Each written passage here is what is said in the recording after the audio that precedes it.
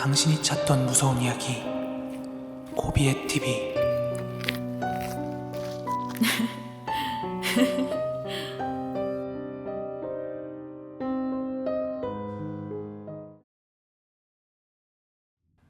우선 때는 제가 고등학교 시절 이야기입니다.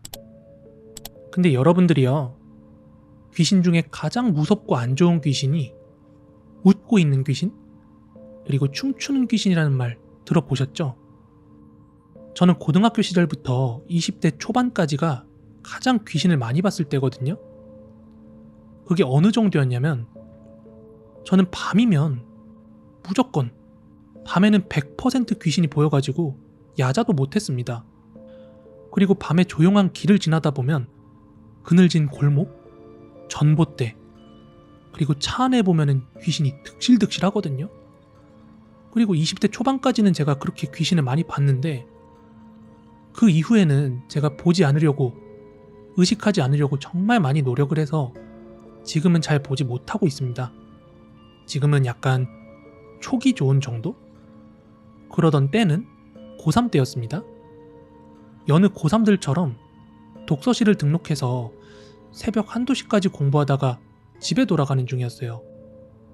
그러던 어느 날이었는데 제가 아주 된통 당한 날이 있었어요. 사실 그때쯤에는 제가 하도 많이 보다 보니까 희끄무레한 얼굴 정도에는 많이 쫄지도 않게 되었습니다. 어느 정도 모른 척하고 지나칠 수도 있게 되었고요.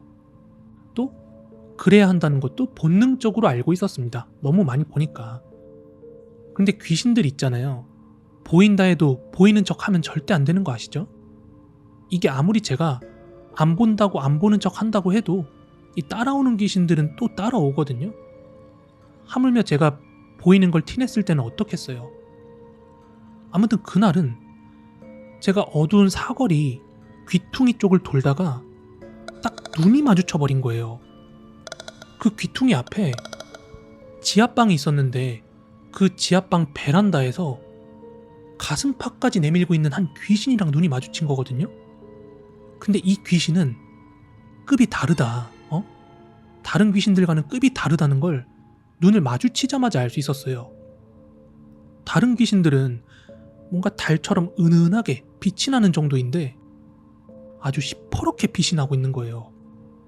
그리고 입이 정말 말 그대로 귀까지 찢어지게 웃고 있었고요. 저는 눈이 마주치자마자 이런 생각이 들었습니다. 망했다. 저거 집 보는 거 눈치챘네. 소름 돋아. 너무 무서워가지고 침도 못 삼키겠더라고요. 말 그대로 기가 눌려버린 거예요. 그래도 어떡해요. 집에 가긴 가야 되잖아요.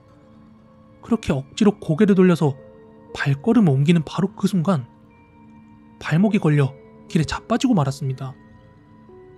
근데 그 순간 너무 무서워가지고 고개도 못 들겠고요. 일어설 수도 없었거든요. 한동안 그 자세로 골목 사거리에 주저앉아가지고 고개도 못 들고 있었습니다. 그러다가 그 늦은 밤에 지나가시던 한 아저씨가 저를 발견하신 거예요.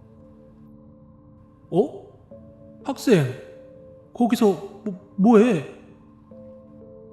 이렇게 말을 걸어주셨을 때 벌떡 일어나서 막 집까지 미친 듯이 달려갔습니다.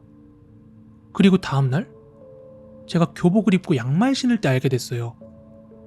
제가 발목이 걸린 게 아니라 잡힌 거였더군요. 제 발목에 시커먼 손자국 모양의 멍이 들어 있었습니다. 살다 제 몸에 영향을 준 귀신은 그 귀신이 처음이자 마지막이었어요. 아직까지는. 제가 대학교 시절 기말고사는 제가 그동안 냈던 과제를 다시 제출해서 평가받는 시기였어요. 그런데 잘해내고 싶은 과제들이 너무 많았어가지고 마음 독하게 먹고 오늘 밤 이거 전부 다 끝내고 가야지 하고 결심을 했어요. 지금은 어떤지 모르겠지만 그 당시 저희 학교는 밤 11시가 넘으면 각 층마다 있는 출구를 다 자물쇠로 잠그고요. 사람 있는 강의실을 제외하고는 복도하고 화장실, 모든 시설들의 불을 전부 꺼버렸습니다. 만약에 불을 켜두면 수희 아저씨가 오셔가지고 아니, 사람도 없는데 불을 왜 켜두나? 하면서 혼내곤 하셨거든요. 그러다가 그날은 새벽 1시 조금 넘어가지고 제가 물통에 물을 갈러 화장실로 갔어요. 그렇게 어두운 복도를 지나서 화장실 불을 켜고 들어가는데 어찌나 무섭던지 모르겠습니다. 근데 화장실에 들어가니까 그 화장실 칸 안에서 누군가 통화를 하고 있는 소리가 들리는 거예요.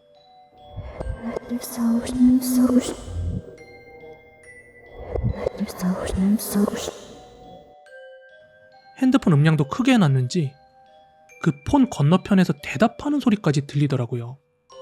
그래서 이 어두운 학교에 나 혼자 있는 게 아니구나 싶어서 좀 안심을 했습니다. 다행이다 하면서요. 그렇게 물통을 헹구다가 세면대 위에 거울을 보는 순간 저는 완전히 얼어붙었습니다. 왜냐하면 거울에 비친 화장실 모든 칸 문들이 전부 열려 있는 거예요. 닫혀 있는 게 없어요. 그러니까 화장실에 아무도 없는 거예요. 그걸 깨달은 순간 더 이상 아무 소리도 들리지 않았습니다. 세면대까지 가는 시간은 2초도 걸리지 않았고 그 조용한 학교에서 걷기만 해도 발소리가 날 텐데 누군가 문을 열고 나갔다면 분명히 제가 알았을 거거든요. 그래서 순간 좆됐다 싶었습니다. 저는 최대한 모른 척하고 얼른 나가야겠다는 생각만 들었어요. 그래서 후다닥 화장실 나가는 문을 밀었는데 문이 움직이질 않아요. 참고로 저희 대학 화장실 문은요, 아무 잠금 장치가 없어요. 어느 방향으로 밀어도 전부 열리고 아예 잠금 장치나 고정 장치가 없는 문이란 말이에요. 그래서 처음에 어디 걸린 곳이 있는 건지 이렇게 사면을 샅샅이 살펴봤는데 어딘가 걸린 곳도 없었습니다. 그냥 아무 이유도 없이 그 멀쩡하던 문은 꿈쩍도 하지 않았습니다. 저도 사람인데 겁이 나잖아요. 너무 미칠 것 같아서 막 손톱으로 문을 긁어도 보고 막 주먹으로 쳐보기도 하고 그것도 안 돼가지고 발로 막 쾅쾅 찼어요. 그럼에도 불구하고 문은 안 열렸고 제가 사람 살려달라고 꺼내달라고 거의 1시간 넘게 소리를 질렀습니다.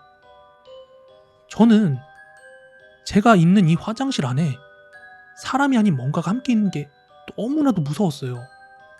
게다가 제가 핸드폰은 강의실 안에 있는 가방에 넣어놨고 또 제가 화장실 쪽을 바라보자니 뭐가 나올지 엄청 겁이 나는 거예요. 그렇게 결국 1시간 반이나 그 안에 갇혀 있다가 한 커플이 저를 발견하고 구해줬어요. 근데 이상한 점은 그 두 사람이 문을 같이 밀어도 문이 안 열렸어요. 그래서 남학생이 멀리서부터 달려와서 발로 뽕 하고 찬 후에야 그때 문이 쾅 하고 열리더라고요. 물론 그 뒤에는 아무 일 없었다는 듯이 문이 잘 움직이더라고요. 그리고 나서 그 커플이 제 얘기를 듣게 되었는데 제 얘기를 듣고 나자 그 커플도 무서워했어요. 잠금 장치도 없는데 왜 열리지 않았느냐며. 그 사람들도 우리 학교 학생이니까 그 문의 구조를 다 알았을 거 아니에요? 그리고 무엇보다도 그 커플은 화장실 바로 앞에 있는 강의실에 있었는데 그동안 제가 살려달라고 하는 소리는 물론 제가 문을 차거나 뭐 두드렸던 소리 아무것도 안 들렸대요. 수희 아저씨의 발자국 소리까지 다 들릴 정도로 그 조용한 방음 안 되는 학교에서 어떻게 제 소리가 하나도 안 들릴 수가 있었을까요? 아니, 애시당초 불이 꺼져 있어서 제가 켜기 전까지는 암흑 그 자체였을 텐데 대체 그 화장실 안에서 이야기하던 사람은 누구였을까요? 저는 그 뒤로 절대로 밤에는 학교에 남아있지 않게 되었습니다.